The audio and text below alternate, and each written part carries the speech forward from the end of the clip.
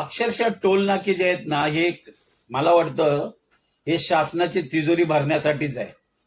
का असं मी बोलतो? या व्हिडिओची सत्यता जाणून घेण्यासाठी हा व्हिडिओ तुम्हाला शेवटपर्यंत बघावा लागेल. 2 दिवस मिसिंग लिंक बंद होता, मुंबई पुणे हायवे बंद होता, एक्सप्रेस हायवे. आता हा व्हिडिओ कालच मी बघितला. हा व्हिडिओ जयश्री खाडीलकर मॅडमचा आहे. आता तुम्ही मला सांगा की जर मी पुण्याला जाऊ शकणार नसेल तर मी हा टोल का भरू? आता हा टोल म्हणजे हा टोल क्रॉस करायचा, कारण मध्ये कुठेही मी टर्न घेऊ शकत नाही.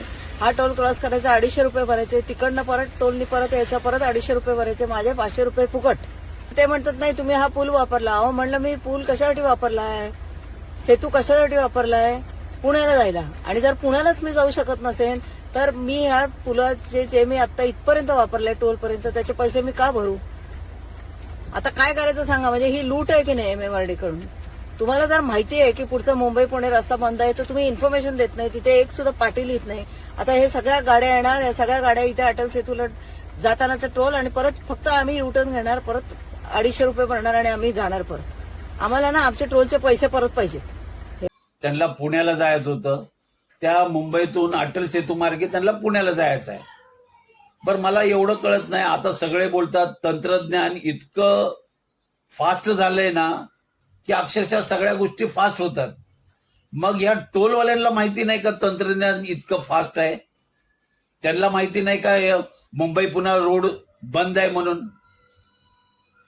एखादी पार्टी किंवा एखादी घोषणा तिथंच लावायला पाहिजे की बाबा पुण्याला जाणाऱ्या गाड्या, भले प्रसार माध्यमावर माहिती आहे, बातम्यामध्ये माहिती आहे की बाबा पुण्याकडे जाणारी वाहतूक बंद आहे, पण असे कित्येक लोक आहेत की त्यांना माहितच नसतं. मग त्यावेळेला टोल नाका पार करायच्या अगोदरच त्यांना सांगितलं पाहिजे की बाबा पुण्याकडील जर तुम्हाला जायचं असेल तर पुण्याकडील वाहतूक बंद आहे.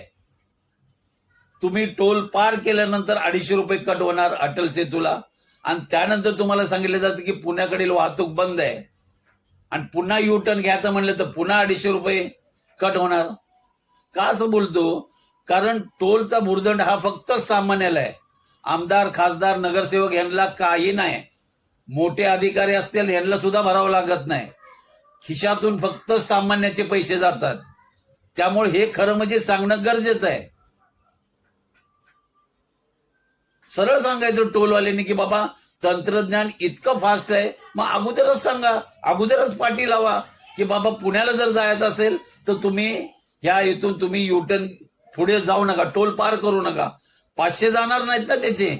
असे 500 जर म्हणले तर हजारो जर गाड्या गेल्या तर अक्षरशः तिजोरी भरली जाईल शासनाची. मागे सुद्धा तेच झालं. 33 तास ट्रॅफिक झाली. का?